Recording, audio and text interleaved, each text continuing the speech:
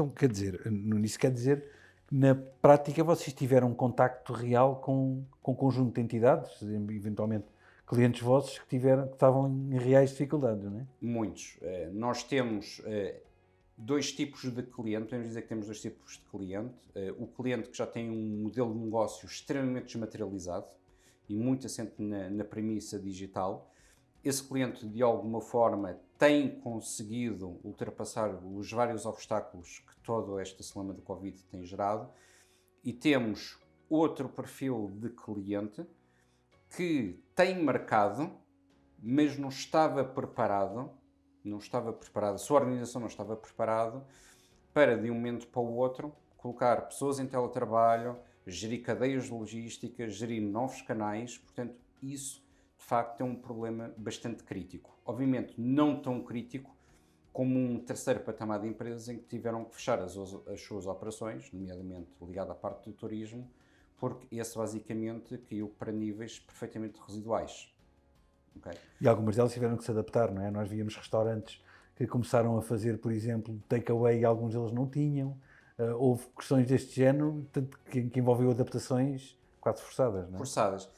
Isso é uma coisa muito curiosa, porque nós, ao fim e ao cabo, inovamos por cobertura de prejuízo. O que eu quero dizer com isto é uma coisa muito, muito curiosa, e da parte da restauração até, porque se formos a países como, por exemplo, o Brasil, a parte do takeaway e do delivery já é algo que está extremamente enraizado.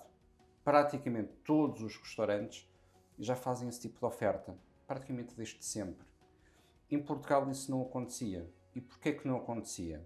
Será que as pessoas têm na sua gênese tão enraizado o ir a um restaurante, ou iam a um restaurante porque não tinham possibilidade de fazer o pedido de takeaway ou de delivery? Isso é uma interrogação, porque depois existe outra premissa que é, se assim é, se as pessoas não têm propensão, porque é que compram tanto comida pré-congelada? Certo. Porque não têm opções. Portanto, estamos aqui com uma lógica bastante curiosa, que é, se as pessoas têm propensão a comprar as suas refeições fora de casa, como é o caso da comida pré-congelada, que tem níveis significativos, ok? Porque é que a própria restauração, há mais tempo, não oferece esse tipo de soluções? Agora que lá está-se aqui a alterar toda a componente da dinâmica, tanto mais que a dinâmica estava também muito direcionada em alguns bairros históricos e um pouco por todo o país para a parte do turista, e estamos aqui perante um cenário que não temos turista e que toda a oferta tem que ser direcionada para o O mercado português, o interno. mercado interno. Aliás, isso aconteceu, por exemplo, neste verão, não é? Nós vimos muitos empresários da área do turismo, nomeadamente, por exemplo, no Algarve, dizer que no Algarve, no Alentejo, mesmo Sim, em alguns locais no Norte, dizer que 70%, 80% da sua faturação este ano adivinha do mercado interno.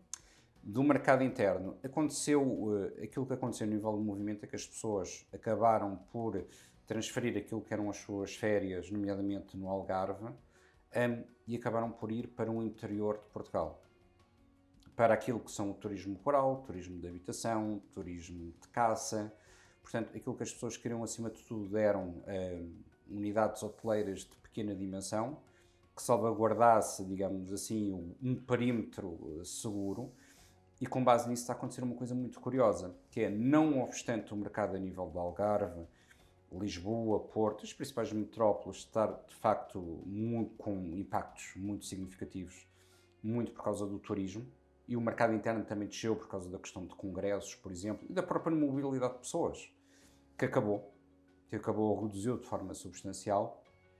Temos aqui outro lado da questão, que é a oferta que existe no interior não consegue suprir a procura que houve no É mercado engraçado. interno.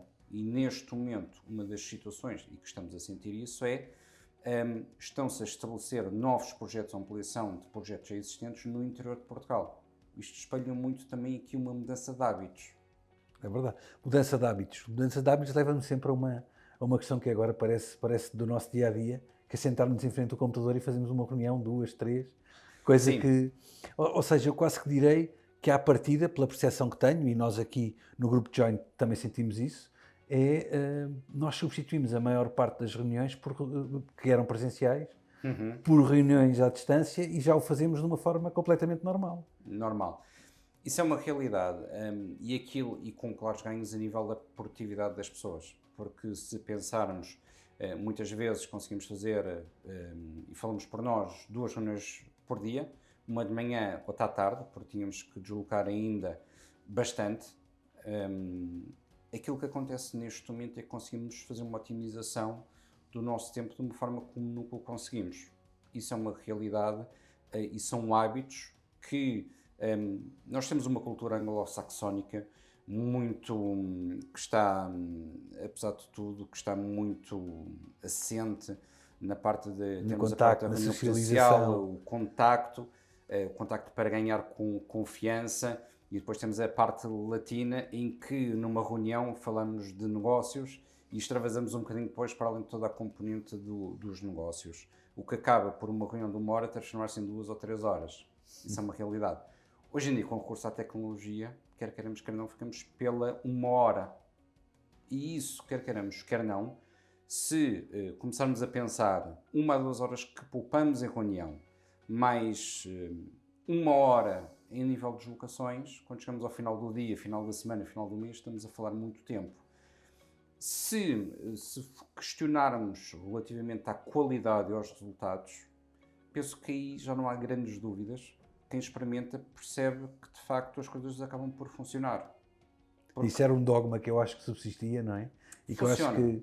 que de alguma forma o Covid veio provar que funciona, de facto, não é? Funciona, porque hoje em dia já fazemos meetings a nível orgânico, empresa, com clientes, com fornecedores. Depois passamos para a esfera familiar, a nível da família. Passámos a fazer isso, porque não podíamos estar com eles, queríamos falar e queríamos ver, queríamos pelo menos olhar olhos nos olhos. Isso também acabou por acontecer com amigos. Portanto, nós acabamos por trazer toda esta transformação digital para aquilo que é o nosso ecossistema e para todos, digamos, os stakeholders com que interagimos. O que não deixa de ser algo curioso, estranho, atenção, muito estranho, porque de facto há coisas, nomeadamente quando são mais pessoais e familiares, amigos, é estranho, mas o que é certo é que acabamos por estar perto e conseguimos, e ao perceber que este modelo resulta, não de uma forma ótima, temos que ser muito terra a terra, não de uma forma ótima, até as reuniões da escola, eu estou-me a lembrar, as reuniões da escola, tudo por via de plataformas, mas de facto as coisas funcionam, conseguem-se resolver todo o tipo de problemas, conseguem-se arranjar soluções, consegue-se discutir de uma forma estruturada, consegue-se fazer exatamente tudo, com um claro impacto a nível do tempo. Acabamos por gastar o nosso tempo com mais qualidade. Ou seja, aumentamos a eficácia, efetivamente.